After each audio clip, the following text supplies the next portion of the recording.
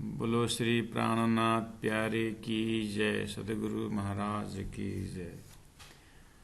परम आदरणीय सुंदर साजी भक्तजन महानुभाव, हम लोग सृष्टि का एक विशेष सब्जेक्ट, सृष्टि के लिए जो जरूरत है, जिसका नाम विराट है, और हमने बहुत ही भाव और भक्ति के साथ इसको अध्ययन कर रहे हैं। और इसका मेन मकसद है विराट का कि परब्रह्म परमात्मा रहते कहाँ हैं और देवी देवताओं का लोकेशन कहाँ है, अक्षर ब्रह्म का लोकेशन कहाँ है, इसको यथातथ्य, क्योंकि संसार में क्या है, सब परमात्मा एक ही है, भगवान एक ही है, ऐसे शब्द आ रहा है। तो भगवान एक ही है, ये आपके मन के पुराण है कि मन का पुराण सुनाते हो कि शास्त्रों में बताया है। शास्त्रों में तो क्षर पुरुष, अक्षर पुरुष, उत्तम पुरुष ऐसा लिखा हुआ है। तो इसलिए उस चीज को लॉजिकल वर्णन हम सुन रहे हैं। तो हम सुन रहे थे 14 लोक में 7 पाताल हमने पूरा करके मर्तलोक में पहुंचे थे। मर्तल लोक के विषय में हमने और डिटेल में जानना है। तो ये 50 करोड़ लंबा चौड़ा जो राजा प्रियव्रत के समय में इसको विभाजन कर दिया गया, और उनके 7 पुत्र 1 पुत्री थे। तो पुत्री की शादी हो गई शुक्राचार्य से, और 7 पुत्र के नाम पर ये जो मर्तल लोक को 7 भाग में बंटवा दिए, ऐसा पुराणों में भागवत में कथा आती है। तो 7 द्वीप का नाम आप शुरू करते हैं। कहने मतलब आपको मस्तिष्क में क्लियर रखना है कि ये मर्तल लोक है ना, जहाँ हम बैठे, पूरा इसको लंबा चौड़ा 50 करोड़ योजन इसका लंबाई चौड़ाई लेना है। उसके बाद बीच में जम्बू द्वीप लेना है, सुंदर सा जी परम धाम में। बाद में जहाँ पर हमारी परात्मा जहाँ बैठे हुए हैं, वो परात्मा रंगमहल में है, प्रथम भूमि में। रंगमहल के आसपास जो है प्रथम परिक्रमा, फिर द्वितीय परिक्रमा, फिर तृतीय परिक्रमा करके 7 परिक्रमा रंगमहल में, रंगमहल के पूरा परम धाम के अंदर 7 परिक्रमा आता है। ठीक है। तो ऐसे ही बीच में जम्बूद्वीप करके संसार में, ये प्रतिबिंब संसार में भी 50 करोड़ जन को भाग कर दिया है राजा प्रियव्रत के समय में। तो बीच का जो द्वीप है उसका नाम है जम्बूद्वीप। ठीक है, बीच का नाम जम्बूद्वीप। अच्छा, यह द्वीप अन्य द्वीपों से महत्वपूर्ण है, सबसे छोटा और मध्य के द्वीप है। मतलब 50 करोड़ जन को बीच में आप जम्बूद्वीप कल्पना करिए। और जम्बूद्वीप है।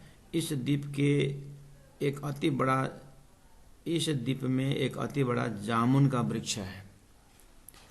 जामुन का वृक्ष है, उसी वृक्ष की विशेषता के कारण द्वीप का नाम ही जम्बूद्वीप पड़ा। इस द्वीप के शासक अधिपति प्रियव्रत राजा का पुत्र महाराजा अग्निद्रह थे।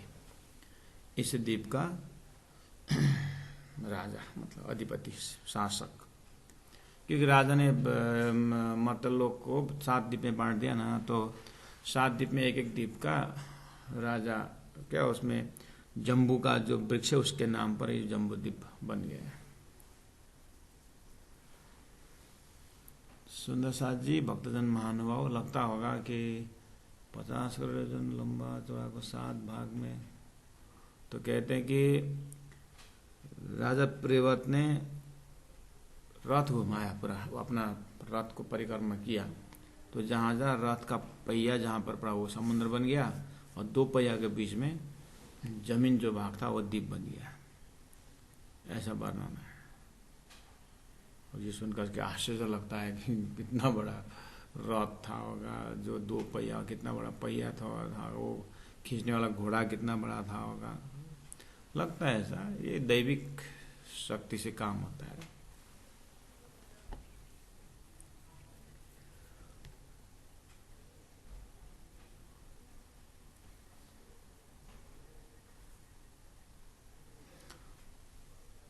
ट्रैक्टर चलाते हैं बड़ा ग्राउंड में, और ट्रैक्टर का पीछे का हॉल जो है 7-8 जो हॉल जो होता है वो ज़मीन को ऐसा खोद के ले जाता है। उसके पीछे पीछे चींटियाँ चलती है। वो चींटियों को एक खड्डा से दूसरा खड्डा में पहुंचने में चींटी को दिमाग नहीं पहुंचता। और एक ही सेकंड में इतना बड़ा खड्डा खुड्डी कहाँ से आया। हम तो अभी तक प्लेन आराम से चल रहे थे, चींटी कहती है एक ही सेकंड में इतना लंबा, ये इतना खड्डा खड्डा खड्डा कहाँ से आया। चींटी समझ नहीं पाएगी ना कि फलना रघुनाथ साहू ने ट्रैक्टर खरीदा और ट्रैक्टर ला करके ट्रैक्टर में इसे जोतने पर इस तरह से हॉल लगाया हुआ होता है। तो एक हॉल का जहाँ पर खड्डा होता है ऊपर वहाँ पर खड्डा हो जाता है, और उसमें जब पानी धीरे से पानी छोड़ दिया जाए तो जहाँ जहाँ खड्डा है वहाँ पानी पूरा हो जाता है। अब एक चींटी इस पानी को नांग करके दूसरा पहाड़ जमीन का भाग कर तीसरे में पानी में पहुँचना चींटी के लिए अब बनेगा नहीं। और उस कथा सुना दो उसको कि किस तरह से राजा प्रियव्रत ने अपना रथ चलाया तो जहाँ जहाँ रथ का पहिया पड़ा वहाँ पर समुद्र बन गया। तो हमारे दिमाग में ऐसे बस ऐसे ही समझना, ये दैविक शक्ति द्वारा काम हुआ है। जमीन को 50 करोड़ जमीन को 7 भाग में 7 समुद्र और 7 द्वीप में बांट दिया गया। उसके बाद प्लक्षद्वीप, जम्बूद्वीप के बाद प्लक्षद्वीप आता है। सुवर्णमय पाक है और पाकर वृक्ष कुछ है के कारण ही इस द्वीप का नाम प्लक्षद्वीप पड़ा। इस वृक्ष में 7 जीवाओं वाले अग्निदेव रहते हैं। इस द्वीप के संचालक अधिपति राजा प्रियव्रत पुत्र महाराजा इग्नजिह्वा थे।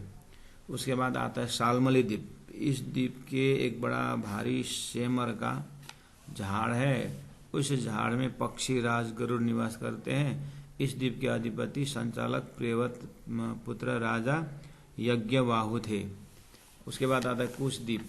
इस द्वीप में भगवान विष्णु द्वारा रचा हुआ एक विशाल कुश नामक झाड़ है। यह वृक्ष अग्नि की शिखाओं की तरह प्रज्वलित है। इसके कारण द्वीप की संज्ञा भी कुशद्वीप है। इस द्वीप के संचालक अधिपति प्रियव्रत पुत्र महाराजा हिरण्यरेता नामक शासक थे। इस द्वीप की चौड़ाई 8 लाख योजन है। अभी तक योजन बताए नहीं थे। जम्बूद्वीप कितने, जम्बूद्वीप का नहीं बताया, प्लक्षद्वीप का भी नहीं बताया, शाल्मली द्वीप का भी नहीं बताया, बस एक कुश द्वीप का 8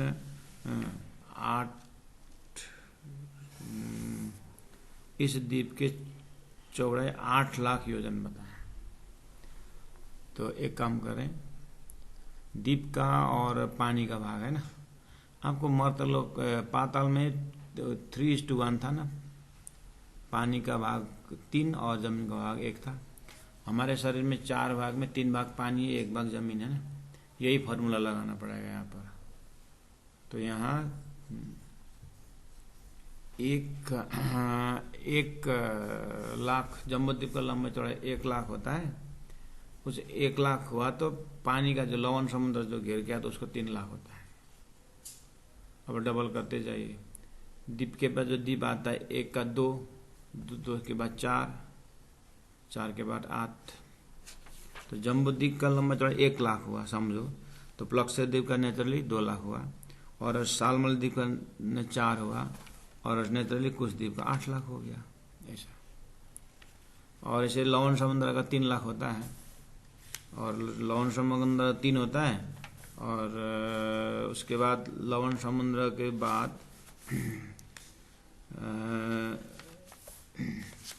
जो समुद्र आता है उसका होता है 3, उसके बाद 6, इस तरह से।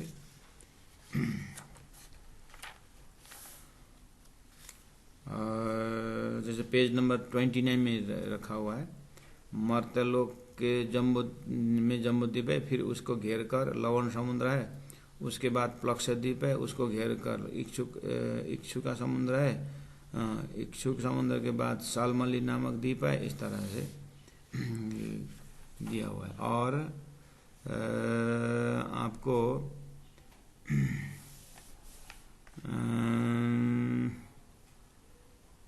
चौपाई नंबर 30 में दिया हुआ है, सॉरी पेज नंबर 30 में, समुद्र भी एक दूसरे के 2 गुने होते गए, है ना। जैसे जैसे द्वीपों का विस्तार 2 गुना होता चला गया, 2 गुना होता चला था।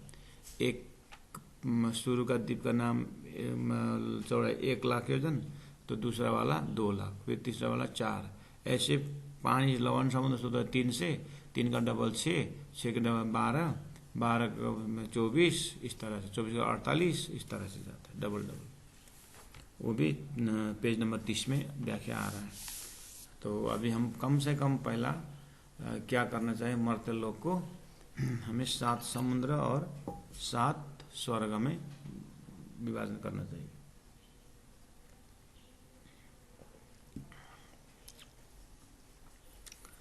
ठीक है।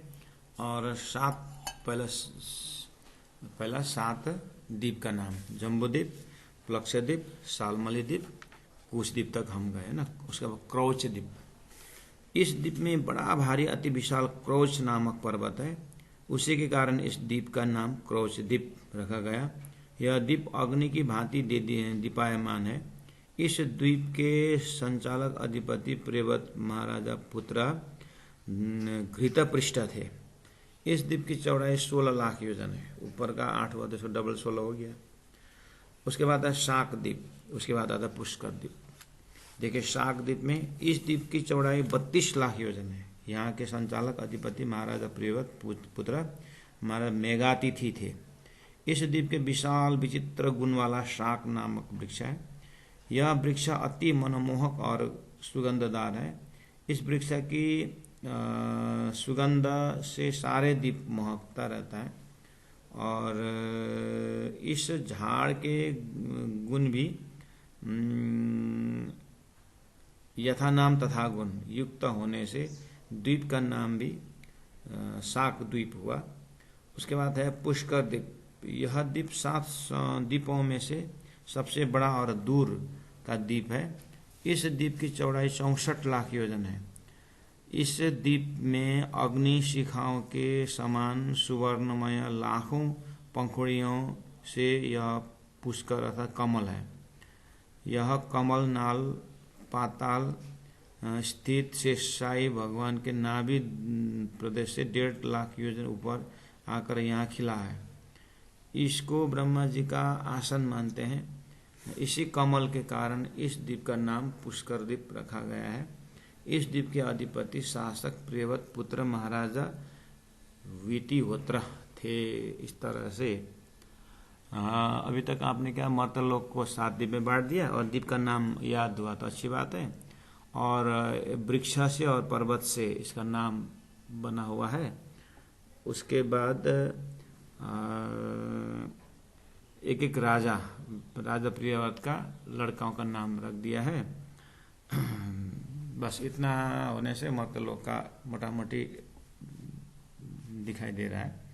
अब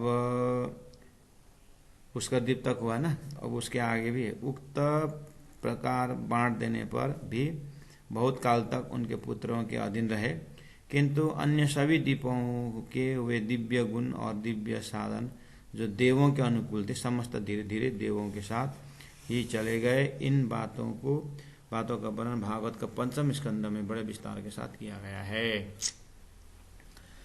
धरती बनाई, उसके बाद